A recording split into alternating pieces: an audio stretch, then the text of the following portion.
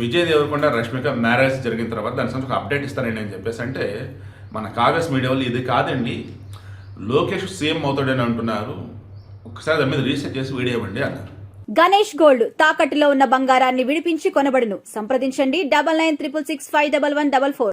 Cross check చేస్తే 100% లోకేష్ త్వరలో CM కాబోతున్నాడు.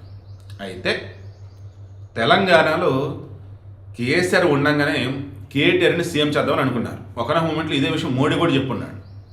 అయితే తెలంగాణ ప్రజానీకంలో కేటీఆర్ కన్నా హరీష్ రావుకి ఎక్కువ వెయిటేజ్ ఉంది. కేసీఆర్ తర్వాత ఆ పార్టీలో ఎవరు అన్నప్పుడు కేటీఆర్ వర్కింగ్ ప్రెసిడెంట్ అయితే అవ్వచ్చు, బట్ హరీష్కే ఎక్కువ సపోర్ట్ అనేది. ఈ మూమెంట్లో కేటీఆర్ని సీఎం చేయడం కరెక్ట్ కాదు. 2023 ఎన్నికలు వస్తున్నాయి అంటే ఇదంతా కూడా 2022-21 అప్పుడు అనుకోండి. 2023 ఎన్నికలు ఉన్నాయి కదా, మరలా కేసీఆర్ సీఎం అని చెప్పేసి ఎన్నికలకి వెళ్దాం. ఎన్నికల్లో బీఆర్ఎస్ పార్టీకి ఎక్కువ సీట్లు గెలిచింది, అప్పుడు కేటీఆర్ సీఎం చేద్దామని చెప్పేసి ఆయన అనుకున్నారు. బట్ దూసుకొచ్చాడు రేవంత్ రెడ్డి, కుంభస్థలం కొట్టినట్టు కొట్టి పడేశాడు. అసలు అద్భుతమైనటువంటి విక్టరీని సాధించేసేసారు. సరే సీట్లు వచ్చేసి బొటాబొటికి వచ్చి ఉండొచ్చు కాదు, కానీ అటు బీజేపీ గట్టికి కొట్టింది, ఇటు బీఆర్ఎస్ చీల్చుకోవాల్సి వచ్చింది. కాంగ్రెస్ ఇక ఎక్కడ కూడా ఎవరు కూడా వెనకలాగాల్సిన అవసరం లేకుండా సీఎం పీఠంలో ఉన్నారు. ఇప్పుడు టీడీపీ విషయానికి వద్దాం. Largest party at the same time అసలు టీడీపీలో ఎవరూ కూడా ఈరోజు లోకేష్ యొక్క నాయకత్వాన్ని అపోజ్ చేసేవారు లేరు. కాబట్టి క్రాస్ చెక్ చేసుకోండి. టీడీపీలో చంద్రబాబు నాయుడు గారి తర్వాత ఎవరు పార్టీని నడిపేదన్నప్పుడు లోకేషే. ప్రజెంట్ సీఎంగా చంద్రబాబు నాయుడు గారు ఉన్న పార్టీ వ్యవహారాలు కానీ, ఢిల్లీ వెళ్ళినప్పుడు రాష్ట్ర వ్యవహారాల విషయంలో కానీ లోకేష్ ముందుండి మరీ బ్రహ్మాండంగా దూసుకుపోతూ ఉన్నాడు. ఈ విషయంలో డిప్యూటీ సీఎంగా ఉన్నటువంటి పవన్ కళ్యాణ్కి ఎక్కడ కూడా కొంచెం కూడా గౌరవంగా భంగం రానివ్వట్ల. అన్నా పవన్ కళ్యాణ్ అన్నా అని సంబోధిస్తూనే ఆయన యొక్క గౌరవాన్ని ఉంచి, అండ్ జనసేన, టీడీపీ, బీజేపీ ముగ్గురు మధ్య ఎక్కడ కూడా చిన్న గ్యాప్ కూడా రాకూడదు అన్నట్టు ఇప్పుడు అసెంబ్లీ స్థానాలు జరుగుతున్నాయి.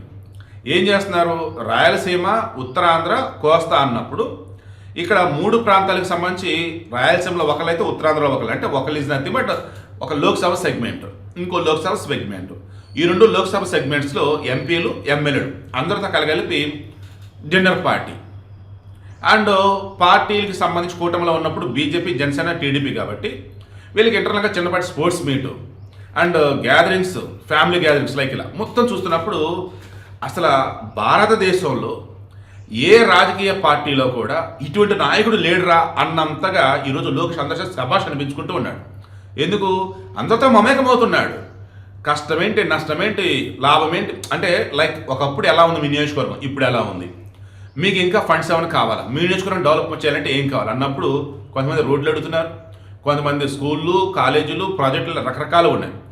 చంద్రబాబు గారేమో తన యొక్క బ్రాండ్ ఇమేజ్ని యూజ్ చేసి ఇంటర్నేషనల్ వైడ్ పెట్టుబడులు తీసుకొస్తున్నాడు. కేంద్రంలో వచ్చేసి ఈరోజు గవర్నమెంట్ ఉంది అంటే టీడీపీ సపోర్ట్ వాళ్ళే కాబట్టి ఏపీకి నిధులు తీసుకొస్తున్నారు. అండ్ కేంద్ర మంత్రులు అన్న వాళ్ళు ఎవరైతే ఉన్నారో ఈరోజు ఒక జ్యోతిరాజ సింధియా కావచ్చు, ఇంకెవరైనా కానీ చంద్రబాబు నాయుడు అన్నప్పుడు ఒక బ్రాండ్, ఆయన చూసి మేము ఎన్నో నేర్చుకుని చెప్పేసి అంతా చెప్తూ ఉంటే ఆయన తర్వాత ఎవరు అన్నప్పుడు లోకేష్ అందరూ కనిపిస్తూ ఉన్నాడు. ఇక్కడ మీకు అర్థం కావాల్సింది, లోకేష్ అనబడే ఓ వ్యక్తి ఒకప్పుడు తండ్రి చాటు బిడ్డగా, ఒకప్పుడు తండ్రి యొక్క అధికారాన్ని అడ్డు పెట్టుకొని రాజకీయాల్లోకి వచ్చాడు, ఎమ్మెల్సీ అయ్యాడు, మంత్రి అయ్యాడు అని చెప్పేసి అందరి చేత అనిపించుకున్నాడు. పప్పుని నానా రకాలుగా మాట్లాడుతున్నా భరించాడు. కానీ ఈరోజు తాను చెక్కుకున్నాడు. ఎంతలా అంత చేత శభాష్ అనిపించేలా, పప్పు కాదరా నిప్పు అనేలా, ఈ నిప్పుతో జ్యోతి ప్రజ్వరిల్లుతోంది, వెలుగులు విరజిమ్ముతున్నాడు అన్నట్టుగా మొత్తంగా చెప్పుకుంటూ పోయినట్టయితే ఈరోజు లోకేష్ని చూసి ఊరిలో ఉన్నటువంటి ఒకప్పుడు లోకేష్ని ఎగతాళి చేసిన ముదుసులోడి నుంచి, పిల్లోడి నుంచి, సిటీలో ఉన్నటువంటి ఆఫీసర్ల వరకు అంతా కూడా శభాష్ అంటూ ఉన్నారు. ఎందుకు, నిన్న పునర్విక విషయంలో 6 కోట్ల రూపాయలు తన సొంత డబ్బు, మొన్న మధ్య ఎవరో వైసీపీ కార్యకర్తలు గాయపడితే ఆసుపత్రి పాలైతే ట్రీట్మెంట్ అవసరమైతే హెల్త్ ఇష్యూస్ వచ్చి జగన్ అడిగితే ఎలాగలా తట్టుకోండి అబ్బా, రేపు అధికారంలోకి వచ్చాక అన్ని మనం సెట్ చేస్తానన్నాడు. రోగం రా బాబు, ట్రీట్మెంట్ కావాలరా బాబు అంటే అధికారంలోకి వచ్చామన్నాడు జగన్మోహన్ రెడ్డి. బట్ టీడీపీలో ఏం చేస్తారు, ఇదే విషయాన్ని లోకేష్ టీంకి తీసుకెళ్లారు. లోకేష్ ఇమీడియట్గా స్పందించి వాళ్ళకి ట్రీట్మెంట్ ఇప్పించండి, సీఎంఆర్ఎఫ్ నుంచి ఫండ్స్ ఇవ్వండి అన్నారు. అండ్ కొంతమందికి లెటర్ ఆఫ్ క్రెడిట్ అని అంటారు. నిన్న ఎవరో ఒకళ్ళు వచ్చేసి వారికి పార్టీ కోసం ఎంతో కష్టపడి ఉన్నారు, ఈరోజు వాళ్ళ ఫ్యామిలీ వచ్చేసి ఫైనాన్షియల్గా బాగా చితికిపోయినారు, ఆసుపత్రిలో అడ్మిట్ అయి ఉన్నారు. వాళ్ళకి ఇక ఏ కార్డులు లేవు. ఎలా అన్నప్పుడు లెటర్ ఆఫ్ క్రెడిట్ అని అంటారు. అంటే ముందుగానే ఒక లెటర్ ఇస్తారు. ఆ లెటర్ ఆసుపత్రికి ఇచ్చినప్పుడు దానిలో బేస్ చేసుకుని కొంత అమౌంట్ కేటాయిస్తారు. 5 లక్షల 10 లక్షలు, 10 లక్షలు కేటాయించారు. ఆ 10 లక్షల లోపు ఎంత అయితే అంత ఆసుపత్రిలో బిల్ సబ్మిట్ చేస్తే ఫండ్స్ వస్తాయి. లైక్ ఇలా కొంతమంది లెటర్ ఆఫ్ క్రెడిట్ ఇస్తున్నారు, కొంతమంది సీఎంఆర్ఎఫ్ ఇస్తున్నారు, ఇంకొంతమంది సొంత డబ్బులు ఇచ్చేసి వైద్య పరంగా మేము అండగా ఉన్నామని అంటున్నారు. రాష్ట్రంలో పీపీపీ మోడల్లో వైద్య కళాశాలలు ఓవరాల్గా అన్నప్పుడు స్కూళ్ళు ఏంటి, కాలేజీలు ఏంటి మొత్తం స్ట్రెంథెన్ చేస్తూ పోతున్నారు. మన పవన్ కళ్యాణ్ పంచాయతీరాజ్ శాఖ మంత్రిగా ఉన్నారు. సో ఆయన ఏం చేస్తున్నారు, విలేజ్లో వచ్చేసి గ్రామ సభల ద్వారా ప్రజలందరూ ఏకం చేస్తున్నాడు. ఊరంతా ఒక తాటి మీద ఉండాలంటున్నాడు. ఊరికి రోడ్లు వేస్తున్నారు, తాగునీటి సౌకర్యాలు కల్పిస్తున్నారు. ఇలా చెప్పుకుంటూ పోతే కూటమి ప్రభుత్వంలో ఓ పక్క పరిపాలన, ఒక పక్క అభివృద్ధి, ఓ పక్క సంక్షేమం బ్రహ్మాండంగా ముందుకు వెళ్తుంది. ఇటువంటి మూమెంట్లో లోకేష్ సంబంధించి ఎవరికైనా వ్యతిరేకత ఏమైనా ఉందా, ఇతను సీఎం అవుతాడన్నప్పుడు ఎక్కడ వ్యతిరేకత లేకపోగా తండ్రిని మించిన తనయుడు అన్నట్టుగా అందరి చేత పొగిడిస్తూ ఉన్నారు. ఎట్ దిశ కనిపిస్తున్నాడు ఆ రకంగా. ఇక ఇటువంటి మూమెంట్లో లోకేష్ని కనుక సీఎంని కనుక చేసినట్టయితే ఎక్కడ వ్యతిరేకత రాదు అండ్ పరిపాలన అంతా కూడా సవ్యంగా సాగిపోతుంది. మరి ఈలోపు మన చంద్రబాబు గారు ఏంటి అన్నప్పుడు నాకున్న సమాచారం మేరకు రాష్ట్రపతి అవుతారు ఆయన అనిపిస్తుంది. ఎందుకంటే మొన్నే వైస్ ప్రెసిడెంట్ అయినారు రాధాకృష్ణ. సో కాదు అంటే అది ఛాన్స్ లేదు. అదే ద్రౌపది ముర్ము గారు ఆమె టెన్యూర్ అయిన తర్వాత ఎవరు ఏంటన్నప్పుడు మన సౌత్ ఇండియా నుంచి నాయుడు గారికి స్కోప్ ఉంది. ఎందుకంటే చంద్రబాబు నాయుడు అన్నప్పుడు అన్ని పార్టీల వాళ్ళు కూడా మన మనిషి అనుకుంటారు. అండ్ చంద్రబాబు నాయుడు గారు అన్నప్పుడు ఆయన యొక్క చాణక్యం, ఆయన యొక్క రాజకీయ మంత్రం అద్భుతంగా ఉంటుంది. సో ఎప్పుడైనా సరే తెలుగు వాళ్ళే, ఆంధ్రులే నా ప్రాణం అన్నట్టు ఉన్నటువంటి వ్యక్తి ఇప్పుడు దేశమంతా నాది అన్నట్టుగా ఉంటాడనమాట. ఇప్పుడు రేపు నారా లోకేష్ ముఖ్యమంత్రి అయినప్పుడు రాష్ట్రపతి పదవికి చంద్రబాబు నామినేట్ చేసినప్పుడు ఖచ్చితంగా ఆయన అవుతారు. ఇక పవన్ కళ్యాణ్ విషయానికి వద్దాం.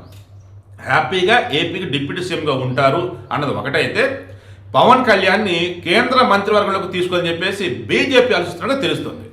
అప్పుడు కేంద్రంలో కేంద్ర మంత్రిగా ఉంటూ పవన్ కళ్యాణ్ గారు చక్రం తిప్పుతారు, రాష్ట్రానికి కావాల్సిన మంచి అంతా చేస్తారు. ఇక దేశంలో వచ్చేసి స్నాన ధర్మం కాపాడుకుంటూ ప్రజలందరినీ కూడా భారతీయులు మనం అని చెప్పేసి ఎలాగైతే ఓలల్లో గ్రామ సభలు పెట్టి గ్రామాల్లో వచ్చేసి కులమాతలకు అతీతంగా ఊరంతా మనది, మనమంతా కూడా ఊరిని కాపాడుకొని చెప్పేసి ఎలాగైతే పవన్ కళ్యాణ్ చెప్పాడో అలా ఇప్పుడు కేంద్ర మంత్రివర్గంతో ఏం చేస్తారు, మనమంతా భారతీయులం, కులమతాలకు అతీతంగా మన దేశం డెవలప్ చేసుకోవాలి, ఎటువంటి పొలిటికల్ ట్రాప్లో పడవద్దు, లైక్ ఈ వేలో మొత్తం కూడా చెప్పగలడు మన పవన్ కళ్యాణ్. సో ఇప్పుడు చెప్పండి, పవన్ కళ్యాణ్ కేంద్ర మంత్రి అయితే అటు దేశానికి ఇటు రాష్ట్రానికి 2 రకాల ప్రయోజనం అండ్ జనసేన మరింత స్ట్రెంగ్త్ అవుతుంది. కమింగ్ టు లోకేష్ కనుక ఏపీ సీఎం కనుక అయినట్టయితే ఆల్రెడీ ఇప్పటికి అన్ని పార్టీలు కలగలుపుకొని వెళ్తున్నాడు. ఎక్కడ కూడా చిన్నపాటి గ్యాప్ లేకుండా చూసుకుంటున్నాడు. హ్యాపీగా సీఎం అయినప్పుడు ఆల్రెడీ ఇప్పటికి ఉన్నటువంటి పరిపాలన అనుభవం వల్ల, తండ్రి దగ్గర నుంచి నేర్చుకున్న రాజకీయ మెలకువల వల్ల బ్రహ్మాండంగా ముందుకు దూసుకుపోతాడు. ఇక చంద్రబాబు గారు రాష్ట్రానికి చేసిన మంచి అంతా చేశారు, నాటాల్సిన విత్తనాలు మొత్తం నాటారు, అవి ఇప్పుడు మొక్కలైన మొక్కలతో చెట్లు అవుతాయి, ఆ చెట్లు ఫలాలు వస్తే అదంతా మనం తీసుకుంటాం. ఇక నాయుడు గారు ఈ వయసులో సరే అసలు ఫుల్ కాన్ఫిడెంట్గా ఉంటారు, ఫుల్ ఎనర్జెటిక్గా ఉంటారు.